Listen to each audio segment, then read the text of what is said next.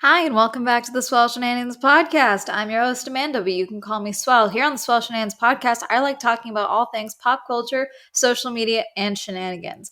And I really don't do intros, I realized listening back to some of my old episodes of this podcast. I just kind of really jump right on into it, which I'm sure people like.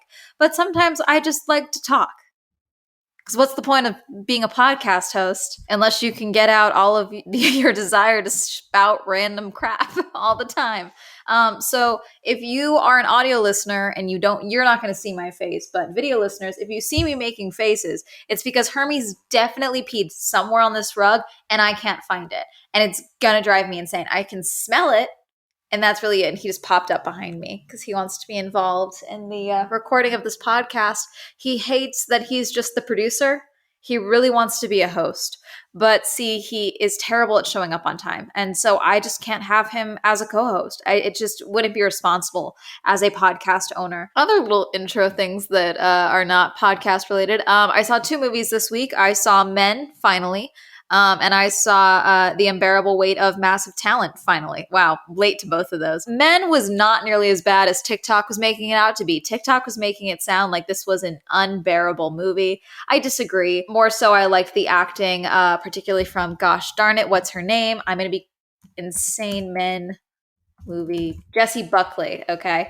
Jessie, I would watch it again just for her acting, in my opinion. I thought it was really well done.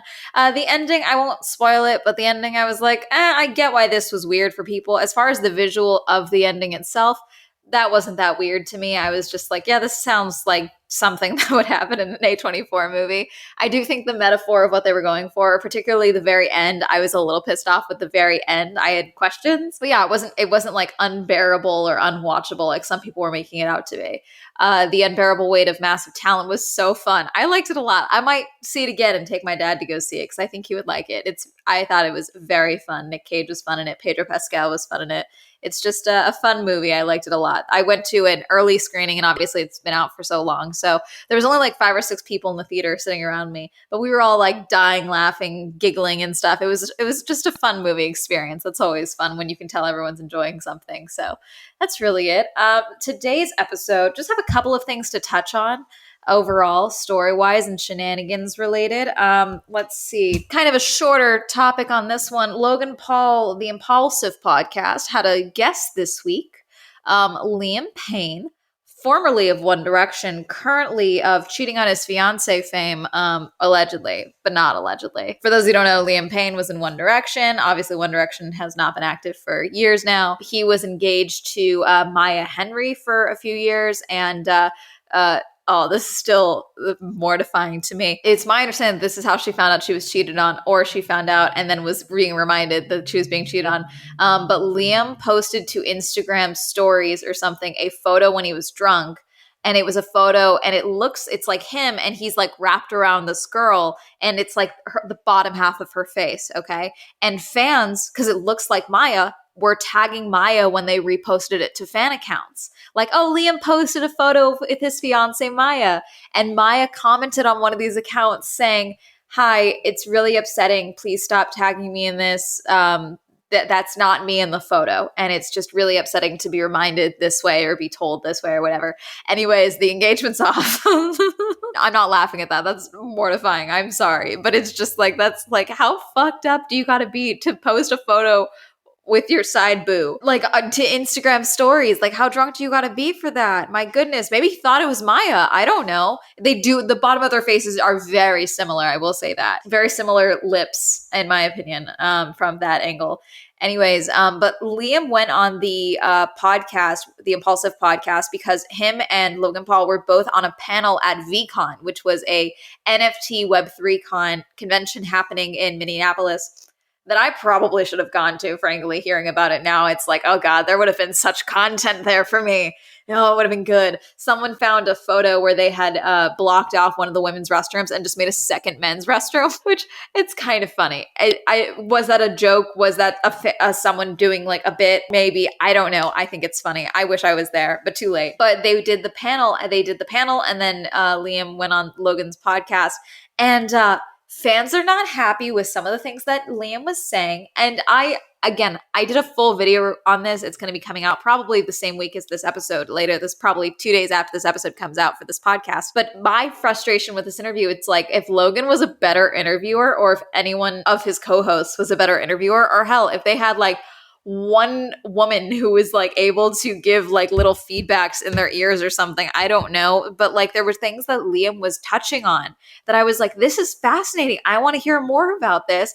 But instead they just kept going around and talking about fighting and boxing. And then Liam was slipping in little things about weird comments about Zayn's upbringing, and it made a slight to 5 Seconds of Summer. So fans are latching on to that. Apparently he revealed that one member of One Direction shoved him up against a wall, and he was like macho and was like, take your hands off of me or I'm going to remove them, which does seem like something a tough guy would say that he would think is tough. But it's like anyone who's actually like, it's one of those things where as someone who's been in a fight or two, okay, listen, I try not to be in fights. I really actively try not to, but I was an angry teenager. Okay.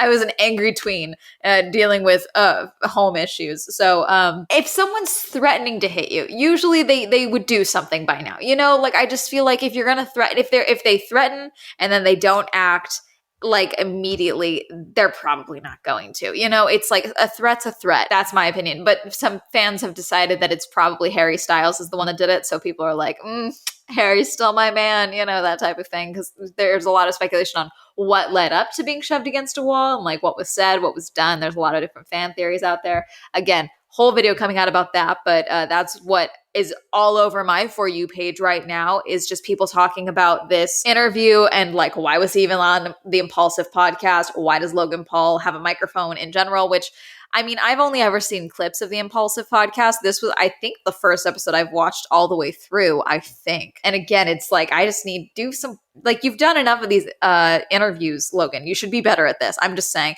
He did seem to be like, kind of making little looks at the camera, like, can we stop giving him whiskey? Liam was drinking the entire time, but so were all of them. So I don't know if that's just the vibe of the podcast, but yeah, someone should have cut Liam off maybe, because it seems like he had been sitting there waiting for Logan for a while drinking.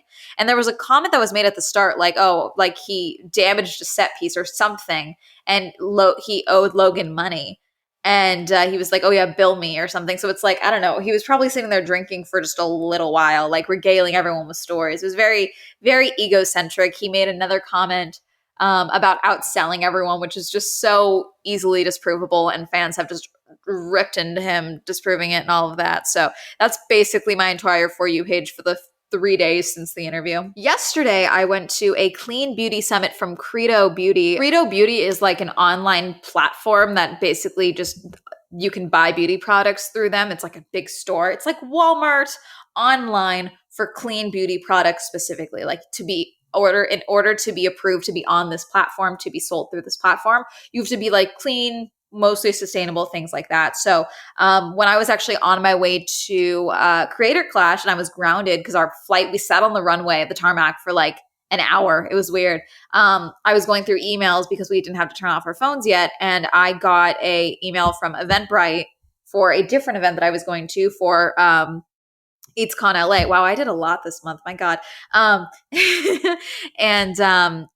I got they were like advertising other events I might be interested in, and Credo's Clean Beauty Summit was on there, and I was like, sure, why not? And I saw that their VIP option had like a gift bag with a value of like $800. So I was like, that's it. That's worth it for me alone. So I went to that, and that was cool. I liked it a lot. I went to the morning session because I'm like, no one's going to be up for the morning session. The morning session was insane.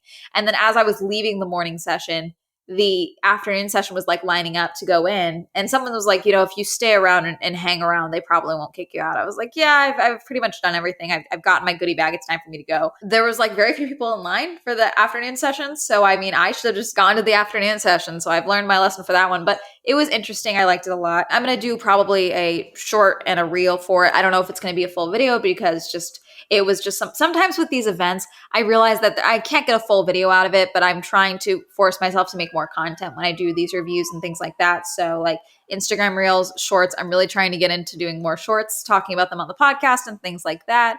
because, you know, people see me going to these things on Instagram stories and stuff, and they're like, wait, what are you going to talk about this? What's the deal? And sometimes there's just not enough to do a full video on, but a short, I can definitely do that. So with the event overall, I was very impressed because I've been to a lot of these events, and there's always at least 1 or 2 booths where you can clearly tell this person signed up late. No one gave them the package for the vendor that said, here's the qualifications for your booth and things like that. This whole event, every single brand that was there, every booth was so beautiful. And everyone had the way they interpreted their brands into like a booth setup was very cool, very fun. Lots of flowers, lots of florals. Everyone that I spoke to at all these booths were very willing, very informed on their products and everything. What I thought they did that was smart, which didn't work out for me because I didn't want to wait in line, and I was like, I'm just going to go, and I had the goodie bag as well, so I'm just going to probably order online through Credo itself. But what they did is when you check in when you scan your ticket, my God, I can't talk. When you scan your ticket at the start, they gave you a pen and like a shopping thing for all the brands that were there and like the products that they were selling. You could not buy anything from the booths themselves. You would buy it at the end. So you would like go throughout the venue, talk with them, try different products, mark off what you wanted on your shopping list, and then you just hand that over to the little pop-up shop at the end, and they would just fill up your bag for you, and then everything that you wanted you could get that way. And I just thought that was smart because then that way everyone can focus on like talking about products, interacting with guests. There's not like a line forming for people checking out. There were lines forming around everywhere because some places were giving out bags of stuff and things like that. So certain lines had crazy lines. Certain people were giving out like facials and facial massage and all this other stuff. So there was like lines building up for that. I did get my hair curled from one stand. That's why my hair is curled. Video watchers. This is a barrel curl from, gosh, I feel bad. I forgot their name. I'm so bad at this. This is terrible. I'm glad that I have this list too with the, you know what? Hold on. You ever worry when your foot's asleep that, and you walk on it when you can't feel it, that you're going to accidentally snap your foot? Like you're going to break it somehow? I worry about that all the time. That's my stupid anxiety thought of the day. There you go. Anyway, they gave us this, which includes a map of the whole event. So I can tell you exactly which booth I got my hair curled at. Evolve H is where I got my hair curled. And the girl I talked to was Joy. She was very nice. We were talking for a while. She was like, oh, you didn't come to like, she was asking what I was doing there. A lot of people were there that were just, my understanding is a lot of writers and like beauty editors and just women who like beauty and fashion and all of that. And there was one girl I met, I want to say her name was Henny or Honey. I don't know. She was so cute. Like this little teeny tiny girl. I will say, I did feel very tall at this event.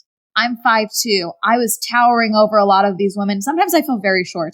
And then sometimes I go to events where it's like a bunch of women and I'm like, wow, I'm really not that short. Like I'm just saying, I'm not like trying to knock anyone's height. I was just like I was like, this feels fun. I'm tall. But she was very small. And that's just like the first thing I clocked about her. But she had like this beautiful eye makeup on with like rhinestones. And I noticed she was taking notes on her shopping list.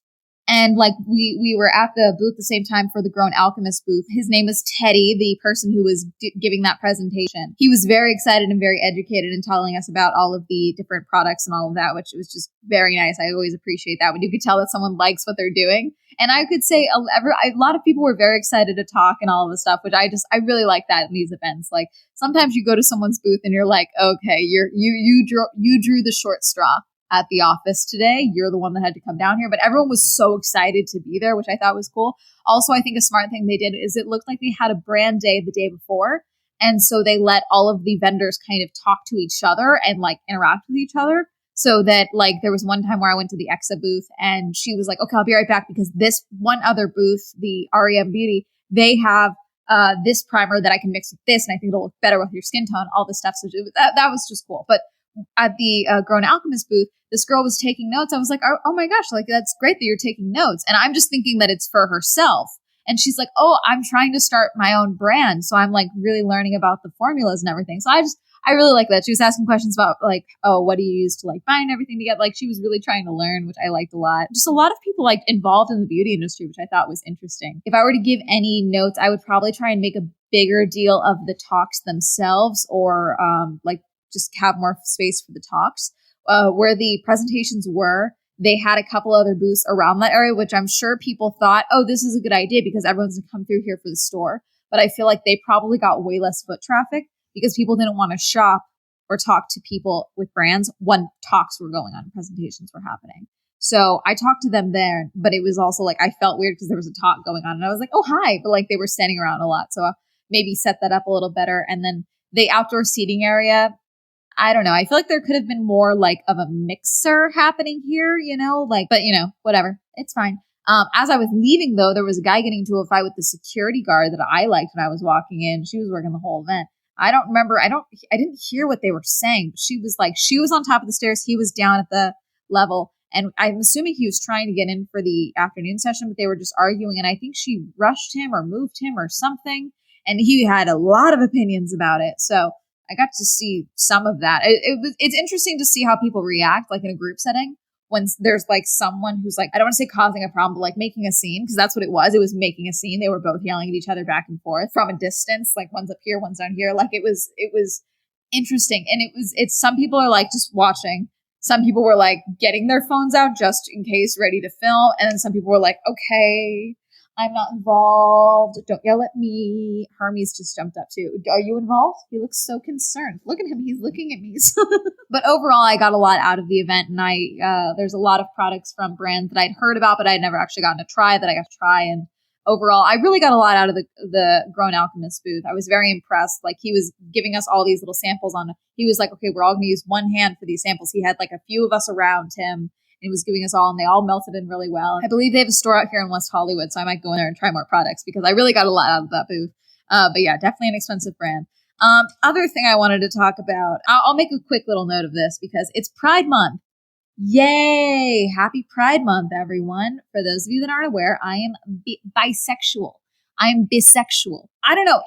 I'm realizing this about myself now. Last year, I had kind of the same little like, I didn't really put it into words, but I knew I had like kind of a little uncomfortable nature with this. And I want to make this very clear. This is my own reservations for myself. I have no problem with people getting involved in Pride events and things like that. But that sounds bad. Not Pride events, like Pride advertisements for companies and things like that. Like that's what I'm talking about. Not like Pride events. I'm not talking about like LA Pride and things like that. I'm not talking about that, even though I've personally never been. Last year, my manager was very involved, very hands-on with me. My manager now is a little more, not hands-off. That's not the right word, but we just don't communicate as much. And, I was definitely friends with my old manager, and my manager now, it's definitely more of like manager client relationship, that type of thing. And so he was aware that I was bi, and it was something that we had talked about and things like that. And so when it came time for when Pride Month was rolling around, he was like, hey, I put your name in for the company like Pride celebration and all of that. And I was like, hey,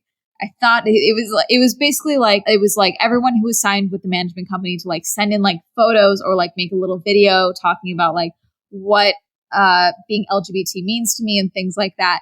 And they were going to do like a little compilation. And I was like, I don't know, this makes me, I felt weird about it then. And I was just like, hey, I think I'm going to pass. Like, thank you for like including me, but like, I'm going to go ahead and pass. Like I felt I really could not put it into words. And I don't even still think I can put it into words of why it bothers me. But I think it's just like, I have no problem talking about my attraction to multiple genders and anything like that, like the rest of the year. But there's something about it during Pride Month. I don't know. I feel like I'm taking a spot. I don't know. Maybe this is like me being white and bi, like that coinciding with things. But I feel like I'm taking someone's spot. It feels weird. And logically, I know I'm not. Like with that, like it was everyone who was, out in the company was like going to be involved in this. And I just felt weird being involved. And now it's the same thing where it's like, I don't want to be in like a compilation of like LGBT people for this company, like, I don't know. I still can't put it into words. I don't know why it's weird to me and why I feel weird about it. Again, I have no problems other people doing this. Like I see the little compilations of like, it's Pride Month and like creators that I adore that are LGBT and all of that, LGBTQIA plus and all of that, like promoting, like jumping up and getting their spotlight and all of that. I love that. I don't know why for me, I'm like, the thought of me doing that makes me want to like freak out. I don't know why. And so, yeah. And it's not like an exposure thing. Like I'm very much out. People in my life know I'm out, people in I don't hide the fact that I'm bi or anything like that. So it's like, I don't know.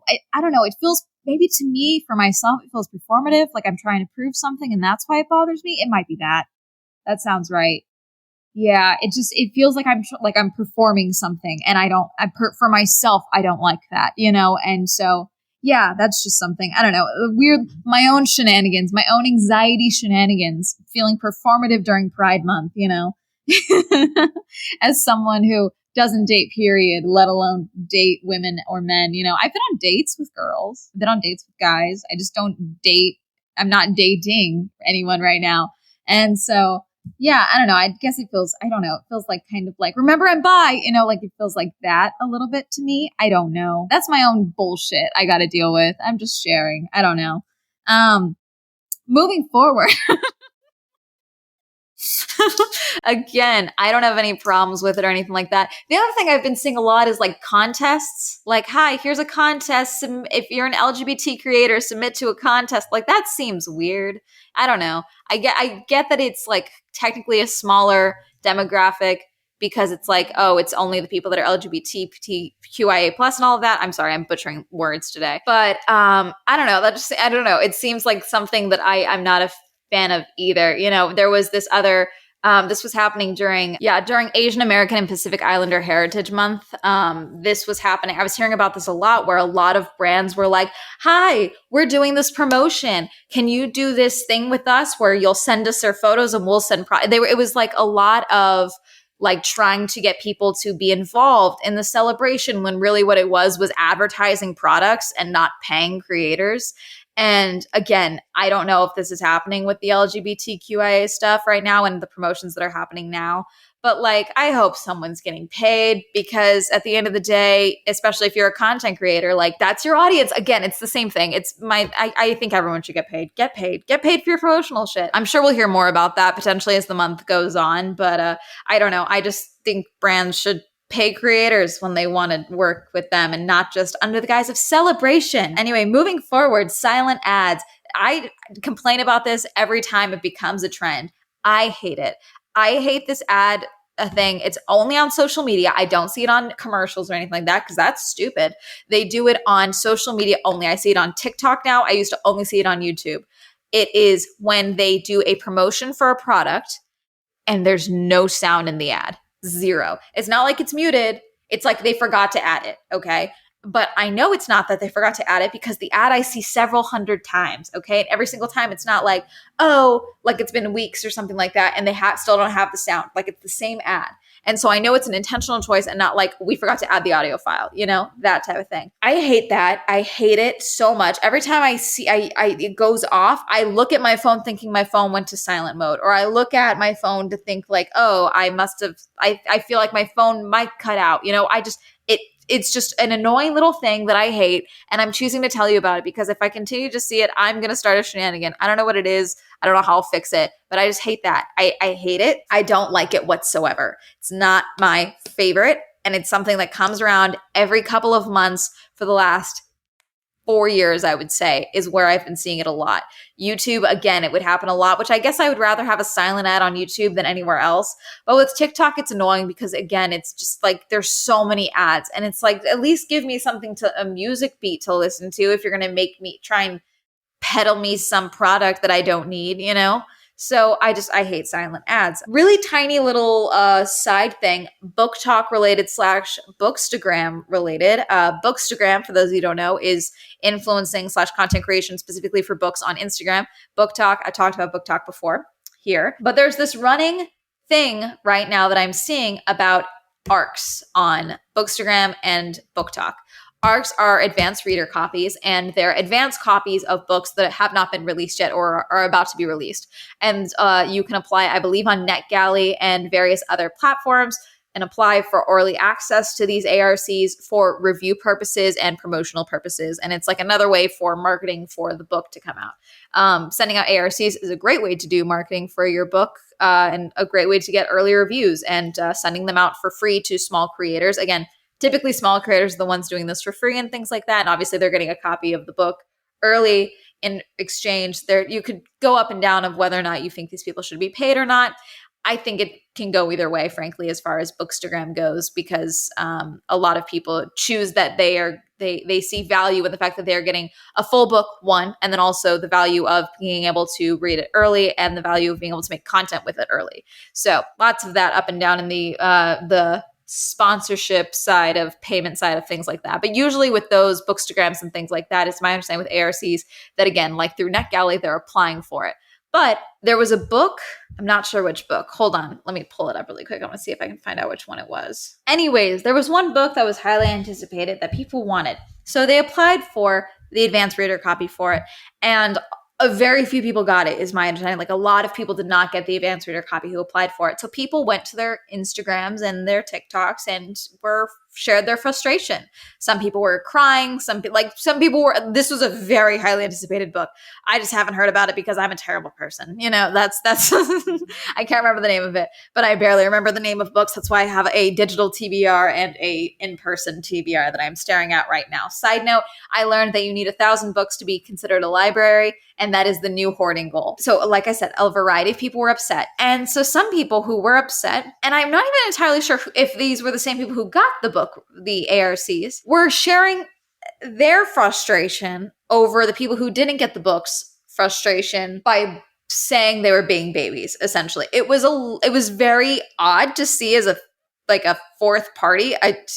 I'll say fourth party, like super detached from the situation, because it was like, people are allowed to be upset that they wanted something and didn't get it. It's like a raffle, it's like, it's okay to be upset about something, it doesn't mean that they're like terrible people because they didn't get the advanced reader copies. But this one Instagrammer, I believe it was Romance Rex, but I can't find the account now. But basically they did like a video of them like getting very angry and aggressive. Like that's the word I gotta use. Like it was like yelling, like it's your fault that you're not bigger on Bookstagram. You don't even have 1,000 followers and you're applying for ARCs and then you have the audacity to be upset. Like it was very weird. And I was like, seems like what's going on here? Like, I don't know if she got the book rec or what, but I was just like, this seems like there's something else here, like there's a level of animosity in certain things where you're like, this can't be the only thing, there's gotta be more here, because that was a lot.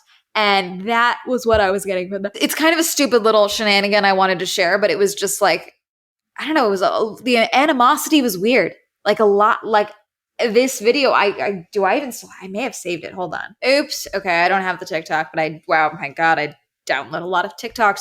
It's just kind of a stupid little shenanigan. I don't know if anything else is going to come of it. I don't think anything's come of it so far. I don't know. It's just like, I don't get it.